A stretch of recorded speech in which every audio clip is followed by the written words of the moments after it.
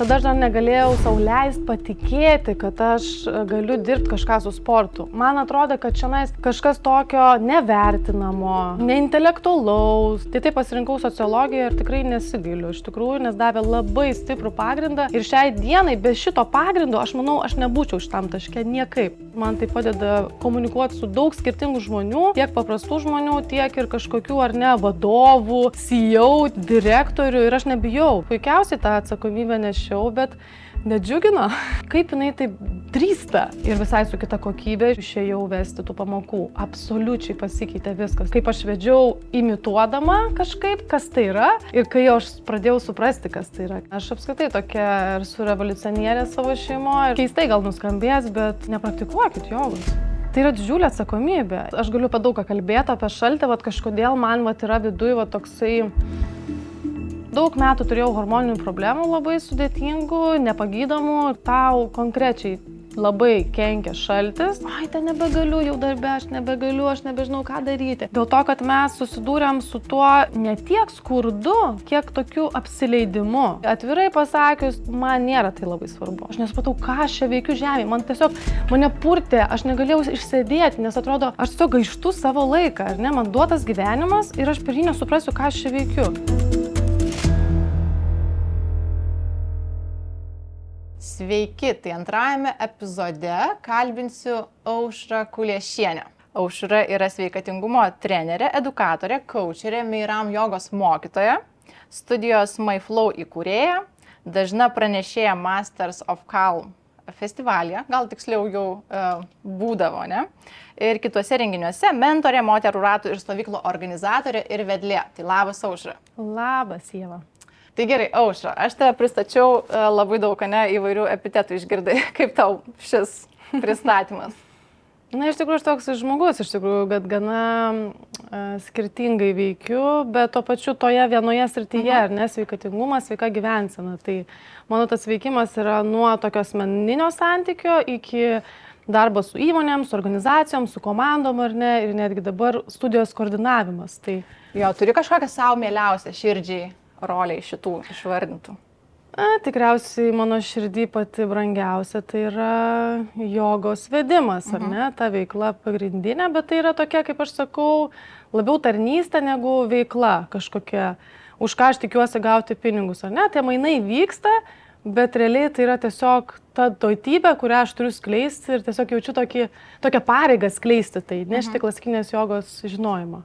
Ir daug dabar tenka tau tokios organizacinės veiklos, ne? Ypač kai prieš mėnesį beje buvo kaip tik MyFlow studijos atidarymas.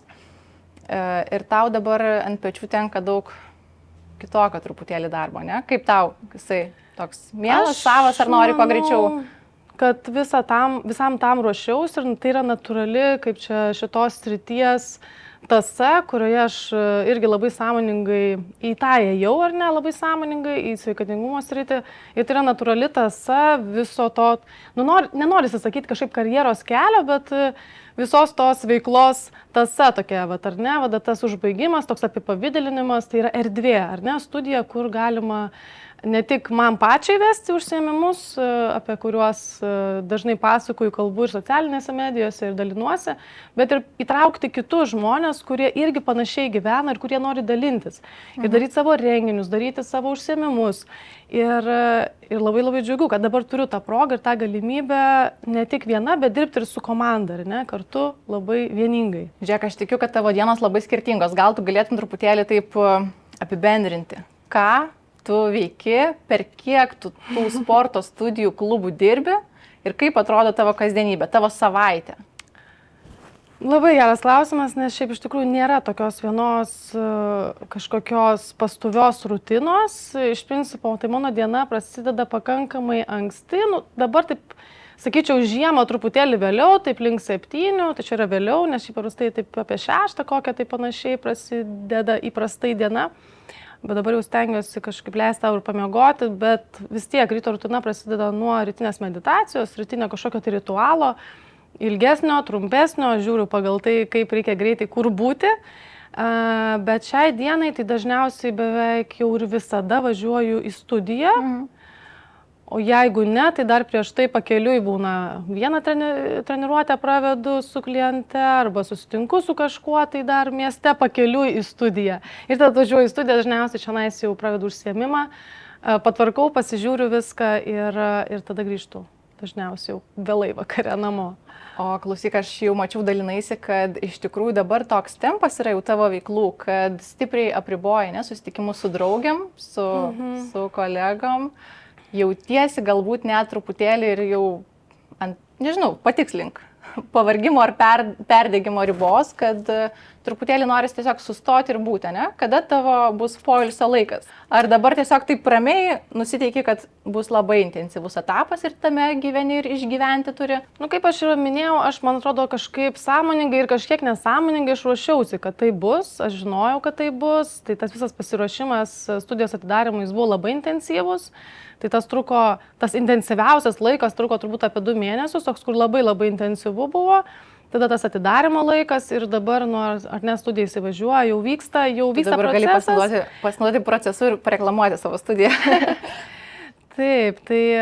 Balčikonio gatvė 3? Taip, Balčikonio gatvė 3 atsidarė nauja studija, kurią mes džiaugiamės labai su komanda kartu, ar ne? Tai ne tik aš, bet ir dar kelios trenerės veda užsiėmimus. Tai ne tik joga, pilatesas ir kitos treniruotės skirtos sveikatinimuisi ar ne geresniai savijautai. Bet ką noriu paminėti, kad tam procesui tai aš kažkaip ruošiausi ir, man rodo, kaupiausi ir keletą metų turėjau tokį ramesnį tempą, tai aš taip įsivaizduoju, kad mano kūnas pasiruošė fiziologiškai ir mentaliai tam. Ir tas atidarimas, kai įvyko, toksai biškai buvo toks emocinis perteklius viskame ir biškai buvo tokio vidinio streso, kuris išeidinėjo iš manęs ir, aišku, atsakomybė yra tai, kas tikriausiai daugiausia laiko atima. Bet tai praeis. Ir tai praeis. Aha. Ir žinai, dar mačiau tavo irgi pasidalinimą apie tai, kad jautiesi truputėlį tokiam jau svajonių taške esanti, kad jau valgai, žinai, tuos saldžius vaisius, mėgaujasi rezultatais gerais ir kad iki šito kelio tau reikėjo eiti apie 7 metus. Ar tas kelias buvo tiesiog toks dabar vertinant ilgas ar ir sunkus? Manau, kad kažkas galėjo tą kelią nueiti ir greičiau, bet čia skonio reikalas, aš kaip sakau. Man tai patinka eiti taip gan sąmoningai lėtai ir tuo pačiu nespaudžiant per daug savęs. Nespaudžiant ir nepušinant, ar ne, kažkaip tai patek greičiau kažkur ten, kur galbūt dar nesi pilnai pasiruošęs.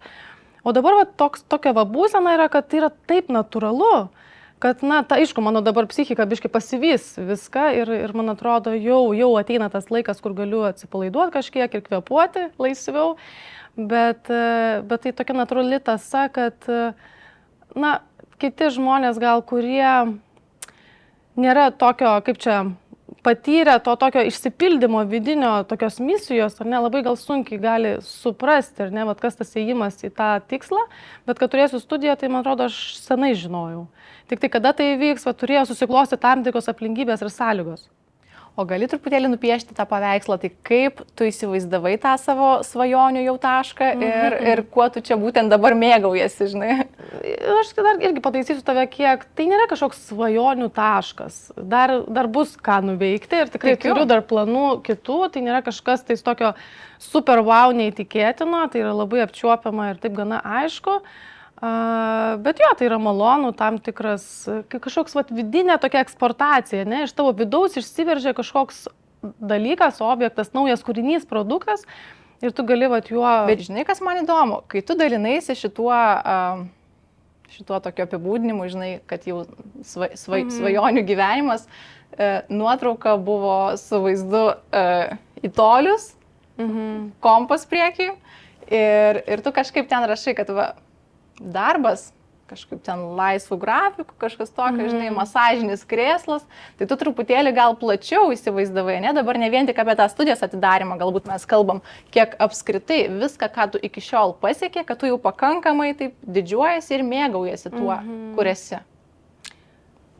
Nu vėlgi, tai yra kiekvieno žmogaus įsivaizduojama svajonė, ne? Mano galbūt ta svajonė buvo gyvenimo būdas tam tikras, kuris reiškia, kad aš nesu pririšta prie kažkokio konkretaus grafiko, aš pati renkuosi laiką, kada dirbti, kada ilsėtis, galbūt suderinti ar ne poilsį, netgi ir darbą. Tai čia buvo mano svajonė, kažkam gal tai būtų labai sunku. Taip, nes ir susikauti kitiem labai gal sunku, ne konkrečioje darbo aplinkoje, o man kaip tik. Aš, pavyzdžiui, geriausiai susikaupiu, turbūt dirbdama kavinėje tarp daug žmonių. Mane kažkaip įkvepia ta pati aplinka susikoncentruoti. Labai įdomu šitas dalykas, bet su kuo kalbuosi, mažai kam taip yra. Bet mano kaip tik tas šurmulys labai sukoncentruoja dėmesį. Aš tada kažkaip labai gerai susitelkiu ir man tuo pačiu malonumas kažkaip būti interaktyviai su kitais, bet tuo pačiu ir su savo dalykais. Tai tą svajonę aš turėjau, gyvenimo būdavo konkretaus, kad galiu keliauti, galiu judėti ir iš kažkur dirbti.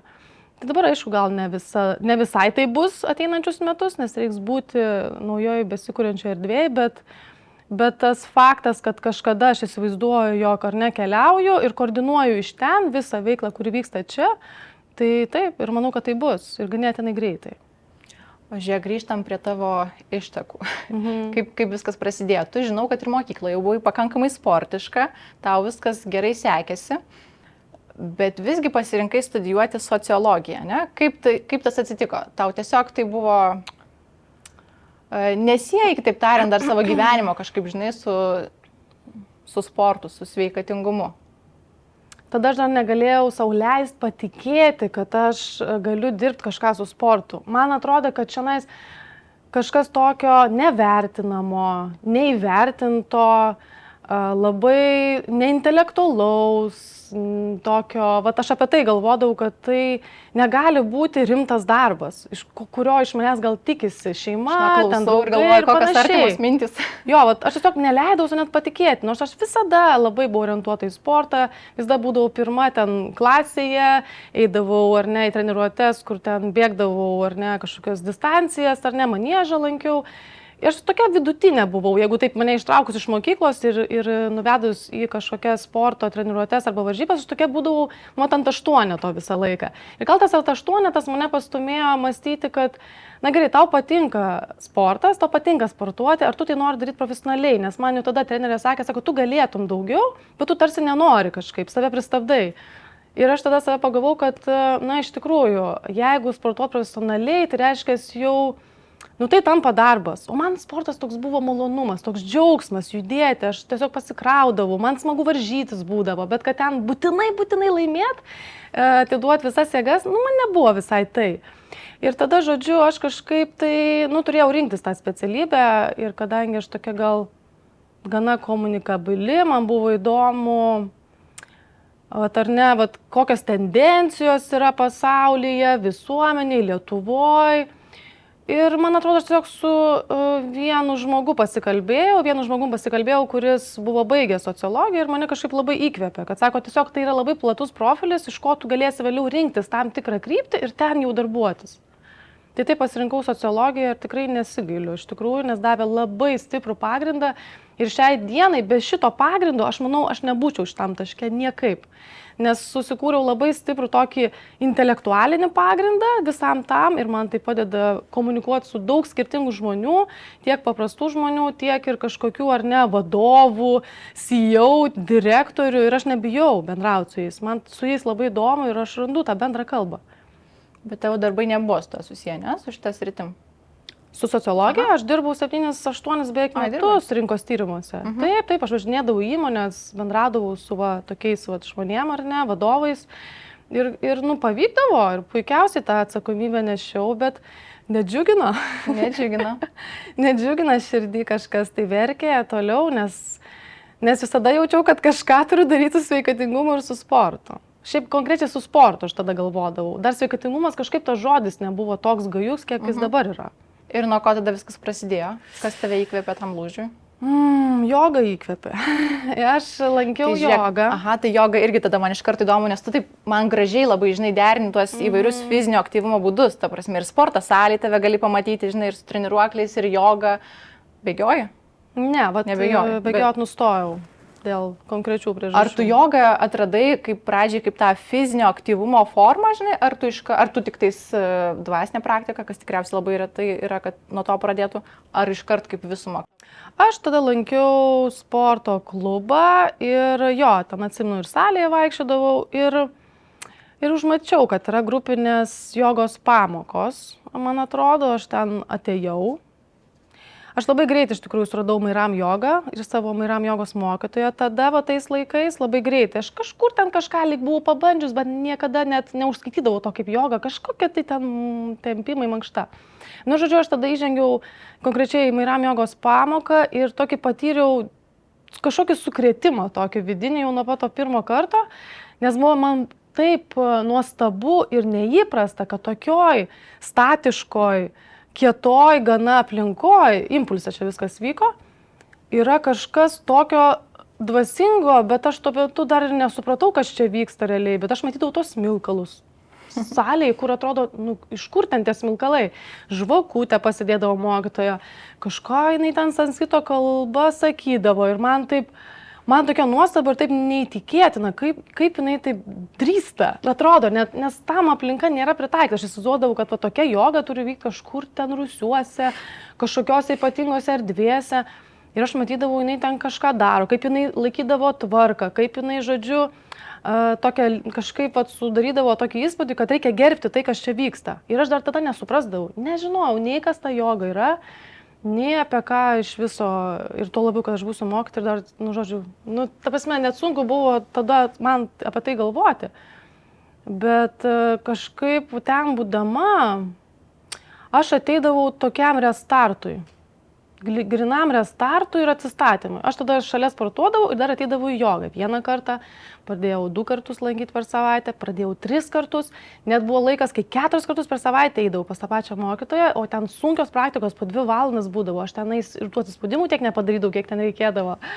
Ir, žodžiu, ir nepasilenkdavau, kaip reikėdavo. Ir sunku būdavo fiziškai. Ir, žodžiu, aš tai skaičiau kaip kažkokį nefizinę formą, šiaip tai. Kažkokią atsistatymo, išsikvėpavimo vietą, kur man ateidavo po to labai daug minčių ir drąsos. Ir va taip man per jogą, po to, aišku, aš važiavau į stovyklą pirmą jogos.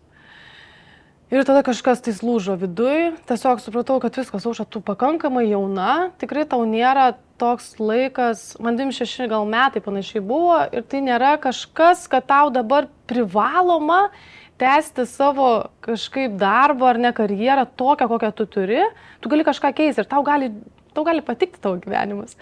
Nes man tada buvo tokia kažkokia nediagnozuota, kaip sakau, mikrodepresija, kur aš nemačiau prasmės. Man tik jogoje, tik tam buvime, tik tam kvėpavimą aš jausdavau prasmę būti. Nes visa kita buvo, nes reikia.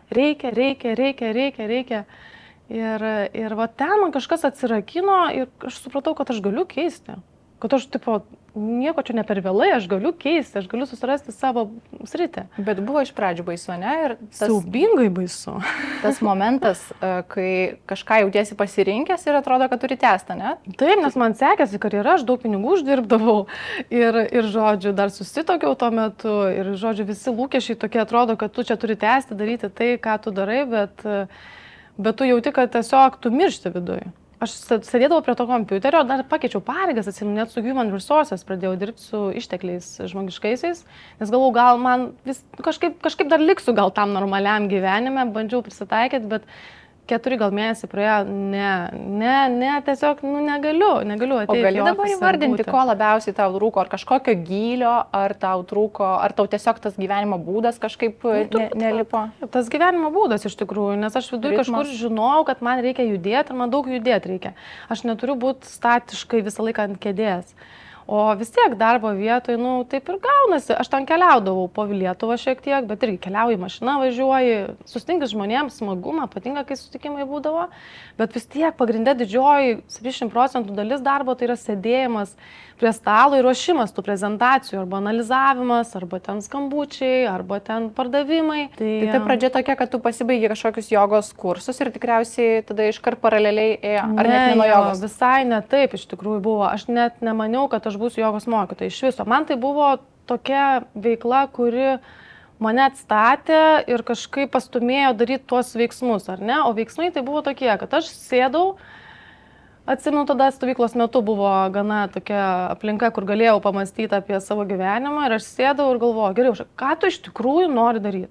Va dabar tu grįžti, įsivaizduok po stovyklos, ką tu iš tikrųjų nori daryti? Aš noriu sporto. Viskas, labai aišku, aš noriu sporto. Gerai, nuo ko pradėti? Pradėjau kalbėti su savo tą jogos mokytoją. Sakau, o kokia tavo pradžia buvo, ten kaip nuo ko tu pradėjai apskritai, bet tiesiog kaip žmogum, kuris daro kažką tokio gražaus ir mielo. Ne dėl to, kad aš norėjau tapti mokytoja tuo metu. Ir sakau, va aš galvoju, gal trenerė tapti, nes, man įdomu, man įdomu treniruoti, bendrauti, edukuoti. Sako, va, čia yra tokia organizacija Active Training. Kažkaip jinai mane, iš tikrųjų nukreipė. Jeigu aš neklystu, paminėdama tiesiog, kad galima kursus pasibaigti, nebūtinai stoti į kūno kultūros universitetą, kas man tada atrodė vienintelė išeitis. Tai aš, žodžiu, man atrodo, pasigavau tą Active Training, pradėjau žiūrėti, kas tai yra, kas tai kaip. Ir grįžau labai greitai, susiradau kursus, užsiregistravau, man atrodo, nebuvo ten, šiaip nepigus bendrai tie kursai, bet nežinau, kaip aš ten, iš kur aš tuos, turbūt aš buvau pasitaupęs tenais, man atrodo, bet iš karto registravausi ir mes buvome, jeigu neklystu, 3 laida Active Trainingo, dabar tai nežinau, jau N-toji tikriausiai laida Active Trainingo yra, kurie ruošia ar ne trenerius ir teikia licenzijas, bet tada buvom 3 laida ir aš, žodžiu, baigiau vieną iš pačių geriausių. Man taip natūraliai buvo tos studijos, kad aš nežinau, ar aš ten labai stipriai mokiausi. Man tiesiog, o taip viskas. Ir nuo tada pasipylė. Ir nuo tada pasipylė, aš nebeturėjau, kaip čia, nuo tada man išėjus, žinai, aš ne iškart išėjau, aš derinau pradžioj dar 2 darbus, aš bandžiau dirbti dar tą įprastą darbą, dar tada... O pagrindė dėl finansų? Nes baisu dar buvo palikti, kažkaip, o gal nepatiks, aš vis atrodo, kažkaip bandydavau, supranti, apčiuopti tą momentą, o gal čia yra tik tai tokia ambicija, gal čia nėra kažkas rimto, gal man vis dėlto patiks tas normalus gyvenimas. Vis kažkaip atrodo tokį šalia saugų variantą laikiau. Ir žodžiu, jo, tai man atrodo, aš tada derinau ir va tada jau tam pervargimo riba tokia buvo, nes 12 gal valandų per dieną, realiai 8 normaliam darbe. Ir tada 4 valandas tam savo svajonių darbe, ne, sporto klube. Tai, 12 valandų tu taip ilgai nepadirbsi. Tai, žodžiu, man atrodo, derinau kokius 3, 4, 5 mėnesius, tada mečiau klubą. Ir tada, žodžiu, aš perėjau žmogiškuosius išteklius 3 mėnesius, galvojau, ką čia dabar reikia daryti. Ir susitikau kaktomušą su viena savo klientė, tiesiog, kuri buvo iš to mano pirmojo klubo ir sako, Aušra, sako, kaip tai tavęs nemačiau, sako, ateik pas mus į Panoramą, atsidaro naujas klubas, žinai, gal tau ten patiks.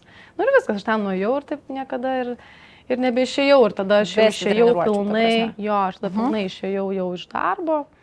Prieš tai, aišku, iškeliavom dar į kelionę, ten ilgą mėnesio su vyru ir viskas, nuo tada kažkaip jau non-stop labai daug tų klientų ir buvo.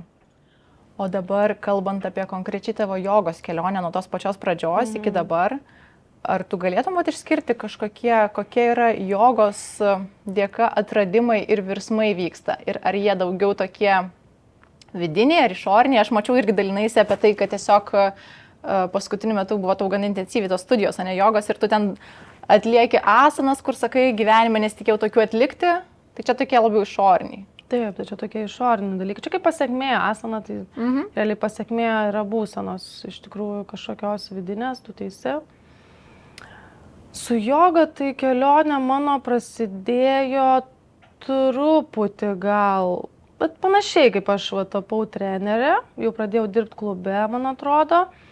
Tai su joga prasidėjo kelionė, kada dar net nebuvau baigusi mokytojų kursų, bet mane jau pradėjo kviesti vesti treniruotės jogos, nes aš labai lankiau tuo metu stipriai, intensyviai ir daugelį žinojo, kad aš labai stipriai jau palinkau jogą ir tada, žodžiu, ieškojo jogos mokytojo Danske Banke konkrečiai ir pasikvietė mane pasikalbėti, atsimenu tada kolega, su kuriuo labai mes turime daug santykio gero, tai žodžiu, gavosi taip, kad aš pradėjau vesti tenais jogos pamokas, dar nebūdama jogos mokytojo. Ir mano tavo pagrindinė pirmoji jogos mokytoja, ar ne, jinai apie tai sužinojo, aš jai papasakojau ir sakau, ką man daryti, man turbūt reiktų gal kokio tai ten licenzijos kažko, aš nežinau iš vis kaip tampama mokytoja, aš ten iš vis nieko nežinau. Ir sako, jo, reiktų pasikalbėti.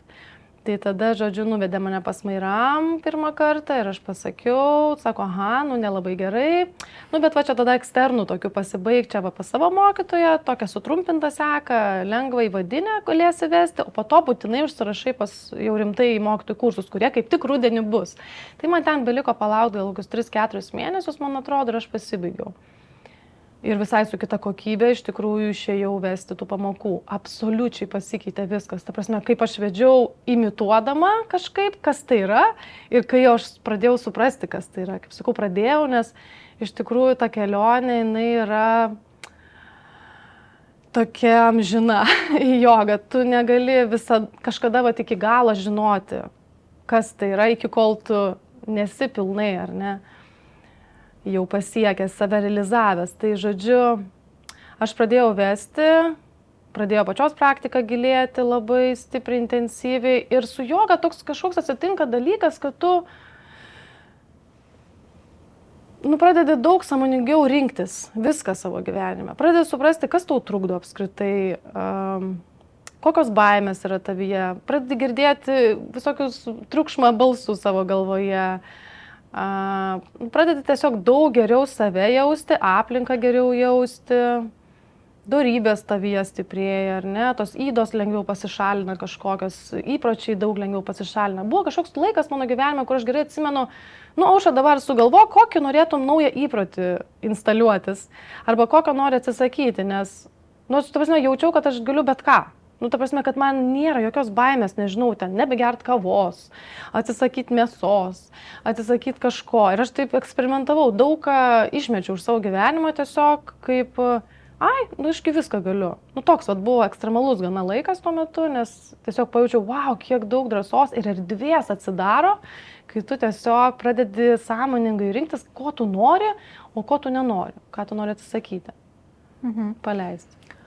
O žiūrėk, o tavo tada santykis su joga, kai taip sustiprėjo, kaip tau buvo, kaip sekėsi tą pertikti ar nepertikti šeimai? Vyrą tai tu prisikvietė, ne? O nėra tokio, žinai, kad jauti tokią atsakomybę truputėlį plačiau, žinai, tėvus, brolius, sesės, žinai, visus, kuriuos myli, kažkaip stipriai įvesti į tai. Nes jeigu tau toks gėris, žinai, tai noriu.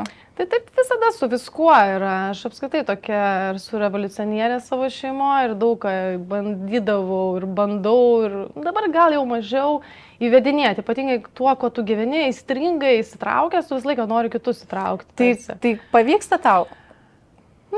Aš to nebesistengiu daryti ir iš tikrųjų mano vyras atėjo į jogą būtent tuo metu, kada aš nustojau jį bandyti traukti ar kažkaip įtraukti ir man tiesiog buvo jau nebesvarbu, nes aš tiesiog žinojau, kad aš tai praktikuosiu, man nebelabai svarbu iš viso, kaip aplinka, ką galvoja apie tai, bet aišku, mano vyras jisai ganėtinai visada stengdavosi mane palaikyti ir nebūdavo jokio kažkokio tai prieštaravimo arba abejonių kažkokių labai didelių. Tiesiog jis sakė, kad dar nelaikas, man dar nelaikas ateiti į jogą, ne? Jis visą laiką buvo sportuojantis, visą laiką buvo aktyvus, bet kažkaip sako, ateis laikas, aš ateisiu. Sako, tu manęs, sako, nepušink, man nereikia, kad tu mane stumtum ar spaustum.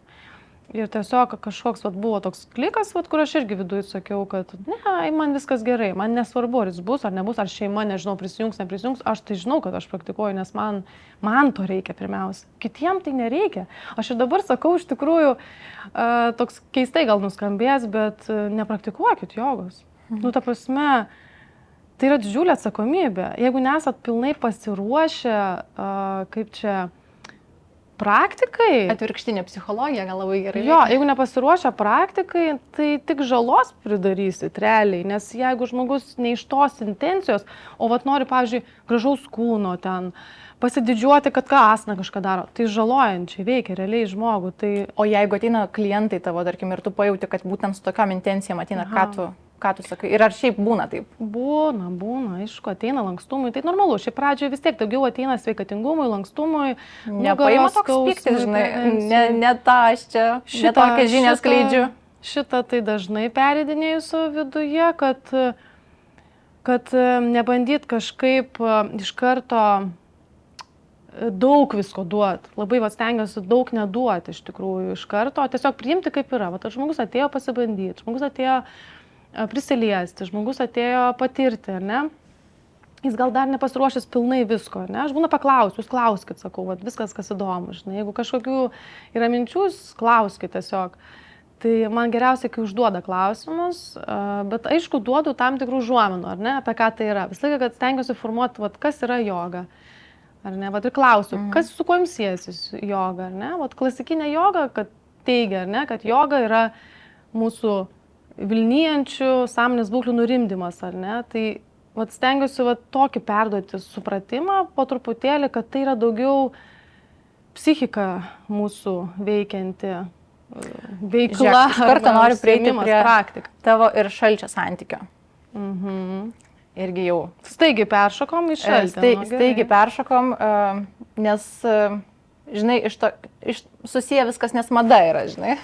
Joga mada, bet tu skleidi tokią truputėlį gilesnį intenciją. Šaltis ir toks ekstremalus grūdinimasis dabar irgi vyraujanti mada. Įdomu, žinai, kad tu papasakotum tiesiog savo patirtį ir ką tu iš to išsineši, kokias naudas ir nenaudas, nes man atrodo truputėlį, gal ne truputėlį, bet taip daugokai informacijos apie naudas ir, žinai, apie tas galimas grėsmes arba kažkokias, žinai, alternatyvės mintis truputėlį trūksta. Čia toksai klausimukas, aš galiu apie daug ką kalbėti, apie šaltį, kažkodėl man yra viduj toksai, tokia būsena, kad ne visai drąsu pilnai šnekėti. Kodėl? Dėl to, ką tu ir paminėjai, kad yra labai dabar mada šiuo metu, sureikšminamas tas šaltis labai ir aš pati patyrusi tikrai neigiamą poveikį šalčio ir labai nedrąsiai vis savo klientėm asmeniškai pasakau, kad jūs būkite atsargios su šalčiu. Kas tau atsitiko? Tu persišaldėjai inkstus ir kada, kaip tu supratai, kad tau netinka?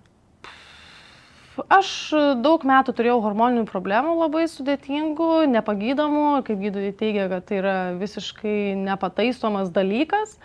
Žodžiu, ir aš patekau pas labai nuostabų žmogų, pas osteopatą, kuris mane išklausinėjęs visko, tiesiog pradėjo sakyti, jog tau konkrečiai labai kenkia šaltis, tiesiog tavo konstituciniam tipui. O koks? Lindimas į eketę ar šaltas dušas? Šaltis, visas šaltis. Apskritai visos kažkokios fanatinės, kraštutinės praktikos. O šaltas dušas jau fanatiška? Šaltas dušas, jeigu stovi ten minutę, net ir, iš tikrųjų, man tai uždraudė net ir tuos kontrastinius dušus.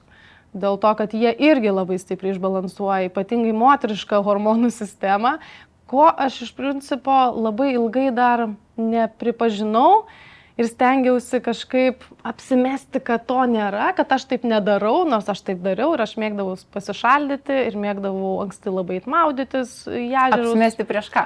Pati prieš save, kad man tai neaktualu, kad aš taip nedarau. Nors iš tikrųjų po to praėjo kažkiek dar laiko ir aš galvojau, gerai, žmogus man sako, ir aš kažkaip turiu išgirsti jį. Gerai, aš pabandysiu šildytis. Kažkaip, nes man taip įdomiai, per Ayurvedą jis mane įvedė į tą visą procesą, kad Ayurveda, pavyzdžiui, teikia, kad žmogui nereikalingos radikalios kažkokios gydymo priemonės, tokios agresyvios, nereikalingos. Žmogus ir taip daug labai kortizolio streso patiria kasdieną, ir dar su šalčiu, dar su kažkokiais badavimais, pavyzdžiui, kardinaliais, arba ten staiga kažkokią atsisakiau produkto, ar ne, kurį valgiau 25 metus ar panašiai, mes tik tai dar labiau žalos įnešam į kūną, kad jam sutrinka, visa sistema, nes jisai to nebegauna, ne? Arba kaip tik staiga gauna šaltį, kurio jis niekada negavo. Tai žodžiu, aš kažkaip išgirdau šiaip ne taip tą dalyką ir taip pradėjau šildytis, pradėjau nebesišaldyti jokiais būdais, net po pirties man uždraudė, pavyzdžiui, ir iki šiol jisai sako, kad po pirties žmogui nereikalinga labai didelis kontrastas, nes tai yra didelis vėlgi stresas. Kiti sako, adrenalinas išsiskiria. Tai būtent adrenalinas išsiskiria ir atrodo taip faina, taip smagu, restartas įvyksta. Bet kas vyksta giliau arba ilgiau, tą praktikuojant dažniau, tai realiai išsenka mūsų inkstų visi resursai. O inkstai atsakingi yra už hormonų tą visą paskirstimą ir generavimą visai kūnus. Tai aš kaip sakau, moterim, kurios yra lieknos, tikrai liekno sudėjimo, pavyzdžiui, neturi riebalinio audinio daug, o aš visiškai daug metų neturėjau apskritai pakankamo kūno svorio. Tai va tokio moterim, kurios jautresnės nervų sistemos, arba iš viso, paprastai tariant, vata tipo. Ar ne? Moteris tokios, kurios yra lieknesnės, pagal Vedos došas, tai, ką žinote, tai tokios, kurios išsiblaško dažnai, svyruoja emocijos, ar ne, ir apskritai labai lieknos, ar ne, tai tom labai netinka šaltas dušas, dar labiau šaldytis, nes jau ir taip labai daug yra išsiderinimo. Noriu iš karto irgi perėti prie moterų ratų, moteris čia taip plėti. Kada ir kaip atsirado moterų ratai? Tu jas organizuoji, tu juos vedi, jūs ten susirenkate, gvildenate savirealizacijos, santykių, sveikatingumo temas. Kokios yra pačios opiausios dabar šiuolaikinės moteris? Daug ir labai gerų klausimų. Jo, tai vėlgi, kaip su joga, taip su moterų ratais. Tai netėjo man planuotai, tiesiog atėjo mano gyvenimą, aš kaip sakau, ir aš pradėjau vesti jogą ir taip aš pradėjau vesti moterų ratus. Ir moterų ratus aš pradėjau vesti iš poreikio, realiai savo draugių ratuose. Tiesiog viena draugė paprašė, sako, Aušra, paorganizuok, sako, tu taip fainai mokė čia viską paorganizuoti ir sako, va čia suburk mus ir panašiai. Dar nelabai buvom pažįstamos, tada atsimenu tik iš moterų klubo tokio šiek tiek išmatymo, susibūrėm 1, 2, 3 kartą, taip žiūrim, kad visai čia vystosi viskas, įsitraukė daugiau jų draugių. Ir taip išėjo, kad aš pradėjau vesti ir tokius jau renginius nepažįstamą moterim, ne? Nes kitos kažkaip pradėjo matyti, kad aš pati labai stipriai pasikeičiau per 4 metus, sako, ką tu darai, ką tu valgai, kas tau atsitiko, žinai, nes tu tokia kieta buvai visa, labai teisinga, tvarkinga, pavyzdinga, o dabar va tokia suminkštėjai, sušvelnėjai, kas tas tik net balsas pasikeitė, žinai. Nu, sakau, čia tavo draugės pamatė tokį pokytį. Jo, ypatingai tos, kurios seniau pažįsta mane. Nežinau, sakau, bet gali būti tai, kad, sakau, pamilau tą moterišką prigimtį, nes daug metų nemylėjau, užaugau tarp berniukų ir neturėjau visai santykio su moterimis, iš tikrųjų, išskyrus mama galbūt, ne? Bet, žodžiu, trūko man tokio kažkokio tai pajautimo, kas ta moteris yra ir tas jos kintamumas, tas jos minkštumas, tas jos mokėjimas priimti, atleisti, gailestingumas tas moteriškas, atjauta iš moterų pusės. Nu, mane tiesiog pakerėjo tiesiog. Aš dar kai tada moterų klubą šiek tiek taip buvau įsitraukusi, stebėjau labiau tas moteris. Dar nebuvau tiek labai, kad komunikuoti, bet tai buvau įsitraukusi stebėti jas visas. Ir man pasidarė gražu visą tai. Ir aš tiesiog iš tos didelės meilės, matyt, kažkaip pritraukiau tas moteris burtis. Ir jo, mes įvairiausias temas, tikrai ne tik sveikatingumą. Aptarėm, mes kalbamės apie santykius, apie gyvenimo prasmę, apie savirealizaciją, apie pokyčius kažkokius, apie tai, apie baimės. Bėgančius su vilkais. Knyga yra jūsų pagrindas dabar. Šiuo metu šitas ciklas taip yra paremtas būtent šitos autorės Bėgančių su vilkais knyga. Tai ten daug temų yra, bet aš parengu tam tikrus skyrius ir mes per juos analizuodamos einam ir tam tikras praktikas pritaikau, kad tiesiog dar labiau savyje išreikšti tam tikras savybės arba temas, arba pajausti, kas manyje yra, ką man iškelia ar ne tam tikras kažkoks teiginys, nes ten labai labai daug tokių stiprių žinučių yra, tai ir istorijos įvairios pakyla vėl, kurias galbūt verta išjausti arba iš dabartinio taško pasižiūrėti. Tai labai įdomu, be galo yra įdomu ir sakau, kiekvienas moterų ratas kaip koks nauja tokia, net nežinau kaip čia išsireikšti, nauja tokia istorija, pasaka kažkokia susikuria, nes vėl nauji ryšiai kažkokie su viena, su kita moterim. Ar ne, jeigu pirmą ratą gal negalėdavo drąsiai savęs išreikšti, antrą, trečią ratą jau stebi, žiūrėk, jau jinai pasako, jau dalinasi, jau ten ašarą nubraukė, jau ten apsikabinimai, jau kažkaip matai, kaip irgi daro labai didžiulę įtaką tam tokiam artumui, ar ne, kažkokiam. Tuo pačiu dar tu ir prisistatai kaip kaučerė ir esi sakiusi, kad kaučingo dėka pati išsisprendėjai galybę nerimą, žinai, kėlusių klausimų. Gali papasakot bent 1, 2 įvardinti, kas tave neramino ir kas pasikeitė? Kaip tu tą išsisprendėjai? Aš kaučingą baigiau pas Olegą Kovrikovą tokį. tikrai, kas coachingo pasaulyje esate, tai žinote, kas tai yra per žmogus. Ir jo tikrai nėra toksai irgi vakariečiams įprastas coachingo būdas ir metodas. Net negaliu sakyti, ar jisai turi dar tokį konkretų apibrėžtą metodą. Jis daugiau yra toks žmogiškumu paremtas pokalbis arba pokalbis tėkmėje, kaip jisai teigia, ar ne. Mes iš tikrųjų buvom pirmieji jo tėkmės coachingo absolventai, ar ne, pabaigė šitas tokias studijas. Tai mes daug būdavom tyloj. Pradėkim nuo to. Mes susirinkdavom ir nebūdavo konkrečios struktūros. Realiai mūsų didelis ratas būdavo pas jį, jis būdavo per centrą, taip labai kukliai atsitūpęs, pritūpęs, atsisėdęs ir tiesiog laukdavo. Laukdavo, kuris pirmas pradės kalbėti iš visų Iškils mūsų dalyvių. Jo. Ir kažkas dažniausiai neištverdavo. Kažkas vis tiek pradėdavo. Ai, ten nebegaliu, jau darbe, aš nebegaliu, aš nebežinau, ką daryti. Tada mūsų akis visų nukrypdavo į tą žmogų. Ir tada mes arba klausimą kažkokį užduodavom, arba stebėdavom, kaip jisai veda sesiją viešai. Kažkokią tai, ar ne? Ir būdavo, kad, pavyzdžiui, kažkam kažkas surezonuodavo, ar ne, kažkam kitam dalyviui surezonuodavo kažkoks sakinys, kažkoks teiginys, kažkas. Ir jisai tada, jau Olegas vėl pasisiūdavo į kitą ir sako, aha, kodėl tave šitas užkabino, gerai, pakeliaujam dabar su tavim. Ir va tai būdavo, kad mes ten, žodžiu, užsidarydavom savaitgaliams taip konkrečiai. Ir per visus praeidavo taip pat. Tiesiog iškeldavo įvairiausias užspaustas temas kažkokias iš visų. Tai mes patys prasisprendę per save realiai, per savo kažkokius dalykus. Tik tais tada ir galėjom vesti sesijas ir padėti kitiems, iškelti temas kažkokias, kurias jie gal kažkur paslėpia po paskutinių užraktų. Tu savo buvai giliai labai užslėpus? Aš buvau santykių su tėčiu užsiliepusi ir tikrai mane Olegas privertė savo metodais, biškį tokių griežtesnių metodų, eiti labai konkretų su tėčiu santykį, jį iškviesti pokalbį ir iš tikrųjų pirmą kartą pasikalbėjau su savo tėčiu po coachingo, būtent tos dalies. Aš pirmą kartą pabuvau tiesioginiam normaliam santykiui su tėčiu. Tai man tai buvo žemę judinantis, išjudinęs dalykas. Iš principo, tai labai daug pakeitė. Iš karto po to vieno pokalbio man stipriai kažkas pasikeitė visur. Ir pačios santykiuose, ir po to galimybė su kitais bendrauti, kalbėti.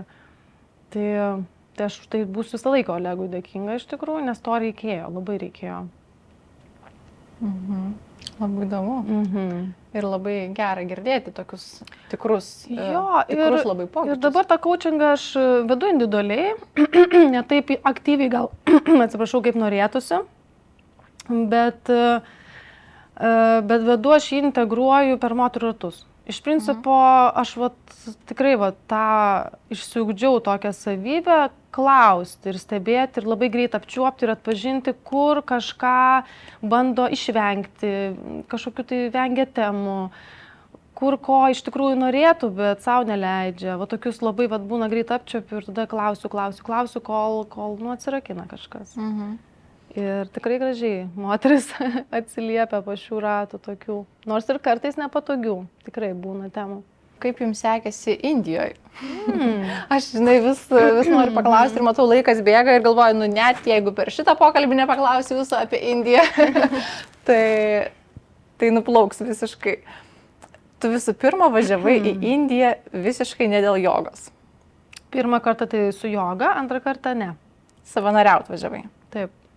O pirmą kartą papasakok ir apie pirmą kartą? Prieš karantiną važiavom tada, bet ten tai buvo jau su Mairam, kelionė į šventas vietas. Ir po to dar šiek tiek keliavom po Indiją irgi su vyru.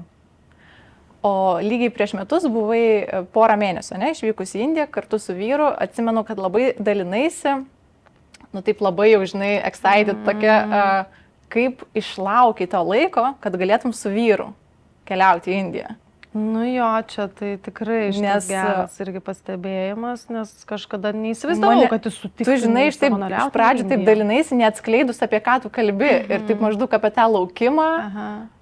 Aš kažkaip po ilgo laiko pamačiau tavo story ir kažkaip galvoju, wow, apie ką čia, apie ko jį čia taip išlaukė, Žiūriu, geras. Tai tiesiog, kad vyras sugebėtų taip atsiduoti, išeiti trumpam iš darbo, išvykti pasavanoriauti, tai čia buvo tavo ilga svajonė, ne? Kažkaip iki ko tu Jo, iš tikrųjų buvo gal ne tiek svajonė, aš vis laik norėjau savanoriauti gyvenime, patirti šitą patirtį, bet ir norėjau kartu su vyru patirti, nes saugiau, nes kartu ta patirtis ir tie prisiminimai, ir aš žinau, kad jam tai labai daug duos, ir žinok, išėjo taip, kad jisai pats net ir inicijavo šitą, iš tikrųjų, savanorystę. Aš net neleidau savo patikėti vėlgi, kad gali taip atsitikti, kad jis norės. Bet mes per pirmą Indiją, ar ne, mes susipažinom su vienu indu tiesiog tenais. Ir mes grįžom pas jį dabar antrą kartą. Tai reiškia, jisai pažinojo tą žmogų, žinojo, kur važiuoja. Jam jisai labai patiko, mes palaikėm kontaktą visą laiką su juo. Ir jisai labai nori, sakau, važiuojamės. Ir kas jums labiausiai įstrigo toj kelionėje? Man labai sunki buvo šita kelionė antra, iš tikrųjų, nes toksai vidinis buvo nuolat toks judėjimas tarp labai pavargau ir ką aš čia darau, iki, o Dieve, kokia, tokia visam gyvenimui patirtis. Tokios labai kraštutinės būsenos būdavo. Ką jūs būtent darėt? Dėl to, kad mes susidūrėm su tuo iš tikrųjų ne tiek skurdu, kiek tokiu apsileidimu, sakyčiau. Ir labai gerai atsimenu tą lūžio momentą, kur, atrodo, mes pačią atvažiavam labai daug visko nuveikti, daryti taip toliau. Ir aš stovėjau vaikų centre jų tokio bibliotekėlėje, nežinau, toks kambariukas, kur daug knygučių, ir ten tokia krūva jų žaislų ir knygų. Ir aš taip renku ir aš jaučiu, kad aš tuoj apsiverksiu. Tikrai, atėjo tas indas Amvita, žinai, sako, kas yra, sakau, ne, nieko, žinai, paskui atėjo mano vyras, žinai, kas yra, sakau, aš tiesiog, man taip liūdna ir taip tuo pačiu pikta, stipriai pikta, kad jie, turėdami tiek daug, vis dėlto jie tiesiog nesinaudoja, nėra to tokio noro įvertinti, ką jie turi. Dėl to jie kviečiasi europiečius, kurie ateina, sutvarko, padaro jiems, nudažo, viską padaro. Tokis buvo kažkoks nusivylimas ir toks truputėlį pyktis, ką aš čia darau, iš tikrųjų dabar aš atvažiuoju jiems tvarkyti jų kambarėlį, ką jie negali savo tų knygučių susidėlioti. Toks buvo. Bet vėliau tiesiog, gal tas supratimas. O tai kas slypi tada po tuo apsileidimu? Jo, tas atėjo toks supratimas, kad, iš tikrųjų, jiems reikia pagalbos, jų nėra tiek išsivysčiusi sąmonė iš principo, kad jie vertintų, jie daug turi savy tokio ir nusivylimo, nepasitikėjimo savimi, iš tikrųjų labai labai daug. Jie kažkiek lyginasi, aš įsivaizduoju, ir su europiečiais, ir su tais baltaisiais, švariais ir visokiais, bet jie tiesiog, jų tiek daug ir taip sunku kažką naujo įdiegti, nes labai stiprios tradicijos elgtis vienaip kažkaip, ar ne, vienaip savo dėlioti, ar ne, verslus kažkokius, arba vienaip, nežinau, kurti erdvės kažkokias, ar ne, ir labai sunku kažką naujo įdiegti. Tiesiog. Labai stiprios yra tos tokios gajos elgesio tokia modelė, ne, kažkokie, tai, ar ne, kad, tiesiog meta šiukšlės, kaip kur papuola, nesusitvarko po savęs, ar ne, aš pasidariau, išėjau ir palikau. Tai to tokio daug patyrė. Ar planuose dar yra kažkas panašaus? Dėl savanorystės, tai šią akimirką tai aš neplanuoju, bet į Indiją faktas, kad sugrįšiu. Tikrai, nes praėjo keletą mėnesių ir vėl pradėjau ilgėtis. Nors jau labiau dėl jogos. Aišku, važiuosiu vėl į šventas vietas, faktas. Galbūt kažkada norėtųsi ir pietų Indiją pamatyti, nes sako, vėl ten visai dar kitaip negu kad centrinė arba šiaurės Indija. Bet šiaurės Indija labiausiai gal ta vieta, kur labai traukia, ar ne, Himalajai, visos ištakos, tradicijos, vietos šventyklos, taip, tai ten ir važiuosi. Gerai, ir dabar tai tu man dar atsakyk, ar tiesa, kad tu gyveni pagal mėnulį? Stebiu mėnulį. Tikrai stebiu mėnulį. Dabar, pavyzdžiui, pilnatis, ne? Tai kaip tu tada, kaip paveikia tai tavo dieną, ta prasme? Tu iš anksto susiplanuoji pagal tai veiklas? Ar... Ne, žinok, nesukursiu iliuzijos, kad aš ten kažką labai special darau. Anksčiau galbūt, jeigu darydavau moterų ratus, aš parenku, pasižiūriu mėnulio ciklą visada ir stengiuosi daryti per jaunatį pilnatį, bet nebūtinai tikrai. Tiesiog pati gal būnu kiek atidesnė per pilnatį, ne, bet ne visada pavyksta, vis tiek kažkas man nutinka, tai būna, pasitaiko. Per jaunatį tiesiog žinau, kad nebus daug jėgų, taip dažniausiai ir būna, nebūna daug energijos, tai kažką tai taip po truputį tik tai dar vystau, tik tai kokias nors vizijas, mintis, bet nepradedu jų gyveninti. Per pilnatį šiaip būna daug jėgų ir daug tokio pasitikėjimo ir ryžto veikti labai, tai tą linkus išnaudoti. Bet labiau aš gyvenu pagal savo menstruacijų ciklą. Jeigu taip žiūrint, tai labiau pagal jį, kuris galbūt irgi taip daugiau mažiau yra sutampantis su mėnulio ciklu. Tai tas man yra žymiai artimiau, ar ne, sekti šitą būtent ciklą. Ir dabar žiūrėk, taip jau vyniojant truputėlį į pabaigą viską apibendrinant. Tiek skirtingų veiklų. Tai tu jautiesi tokia pilna jau savirealizacijoje, ar vėlgi yra truputėlį dar kažkokių neužpildytų nišų, kurias planuoji užpildyti ir tada jau sakysi, aš pilnai save realizavusias. Aš tau pasakysiu dar taip, supranti, viena būtis tai yra va šita materija, ne, aš va žaidžiu čia tokį žaidimą, mano kūnas nori to dar, mano kūnas dar nori kažkokio tai patenkinti gal ir ego kažkokius dalykus, ar ne, mano kūnas dar ir tą nori, bet taip labai atvirai pasakius, tai man nėra tai labai svarbu. Aš čia tokio žaidžiu žaidimą, tarsi bandau išpildyti tam tikrus vidinius kažkokius troškimus, kurie, tiesiog mane paleis tiesiog.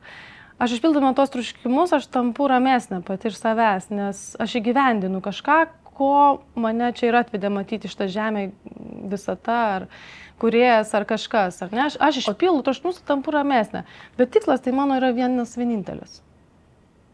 Bet tu, man įdomu apie šitą tavo norą didžiulį ramybės. Tu jautėjai prieš tai kažkokią stiprią neramybę? Ta prasme, kaip tu, tavo vidinė motyvacija, kodėl tu link to labai taip stipriai eini? Kodėl? Turbūt, kad tiesiog aš ne pirmą kartą praktikuoju jogą. Aš tiesiog grįžau į savo kelią ir aš jį tęsiu. Negaliu pasakyti, kodėl. Tokia karma. Tokia mano karma. Aš labai natūraliai priimu tą pareigą, kuri ateina, tai yra mano pareiga skleisti žinojimą ar ne pačiai praktikuoti, mano pareiga yra vystyti savo dvasinę pusę, tai yra mano pareiga ir aš net nekvestionuoju to klausimo. Tiesiog yra tas aiškumas, žinau, kad kažkoks reiškiasi aiškumas ir iš to ateina ta ramybė. O prieš tai tos ramybės nebuvo, nes aš nesupratau, kam aš čia dar esu, ar ne? Dar kai jau jaunesnė buvau, prieš tos 10 metų, aš nesupratau, ką aš čia veikiu žemėje. Mane purtė, aš negalėjau išsėdėti, nes atrodo, aš tiesiog gaištu savo laiką, ar ne? Man duotas gyvenimas ir aš per jį nesuprasiu, ką aš čia veikiu. Tai dabar biški jau truputėlį aiškiau, ką aš čia veikiu ir ką aš turiu duoti, ką aš turiu padaryti, ką aš turiu realizuoti savy. Yra daug aiškumo tokio, tai nežinau, nemigos nepatyriau turbūt niekada gyvenime praktiškai sąmoningesnio gyvenimo. Tokie dalykai ir tas man duoda tokį tam tikrą įrodymą, kad matyti teisingai kažkaip veikiu pagal tai, ką turiu veikti, ar ne, nes galiu miegoti, galiu drąsiai save išreikšti, galiu kurti, daryti, realizuojasi dalykai. Tai duoda tam tikrą įrodymą ir patvirtinimą, kad teisingai vyksta. Žmonės ateina, kažkaip ačiū, mano komanda tarsi pati susibūrė, aš nežinau, aš ieškojau, bet tik tai tam tikras tokius numečiau gijas ir kažkaip tie žmonės atėjo į mano gyvenimą ir aš džiaugiuosi ir tiesiog priemu, nežinau, taip vyksta. Atrodo, žinai, taip pasiduodi, tikrai tai dabar pasiduodu, nes, nežinau, kaip toliau bus. Studija tam tikra stotelė bus vėliau. Ir viskas taip laukiu, beveik atrodo, kad kol ateis, kol kažkas prisijungs, bet turi kažkokių tokių, tada aiškių konkrečių ambicijų, svajonių, kurios, kaip tik dar per šiuos 5-10 metų turi būti įgyvendintas? Aš, žinai, dabar jau galvoju, pabūsiu aš dabar su tuo, kas yra. Aišku, ten būdavo dar didesnių erdvių kūrimas mintise arba kažkokių renginių kūrimas. MyFlow tinklas. Kažkaip, yra ta mintis, kad tą konceptą mes gal plėsim net ir kažkur dar atidarysim, ar ne, yra ta mintis. Bet kol kas reikia pabūti su tuo, kas yra, pajaust, ar man tikrai patinka koordinuoti visą šitą veiklą, o galbūt aš kažkaip pavėsiu kažkam koordinuoti, pati tik renginius organizuosiu. Noriu kažkaip ramiai pabūti vėl dabar su tuo, kas yra, nes daug buvo daryta. Bet taip, norėtųsi kažkokią tai centrą atidaryti, galbūt norėtųsi apgyvendinimo kažkokius atidaryti, gražius namelius, ar ne, medžiuose ir panašiai. Tai yra tos tokios svajonėlės, bet vėlgi, už 10 metų aš būsiu vėl kitokia. Aš nežinau, ko mano sąmonė tada paprašys realizuoti. Tai aš taip pasiduodu dabar šią akimirką ir leidžiu Tiesiog patekėti ir pažiūrėsiu, kur nutekėsim mes su Maiplu. Tai žinai, aš tau ir linkiu tada, kad ta tėkmė tave nuvestų į pačius gražiausius taškus. Ačiū tau už pokalbį. Ačiū Man tau, buvo kad labai pakvietei. įdomu. Tai tikiuosi bus įdomu ir žiūrovams. Tai ačiū dar kartelį. Ačiū Tave tau. gera matyti tada.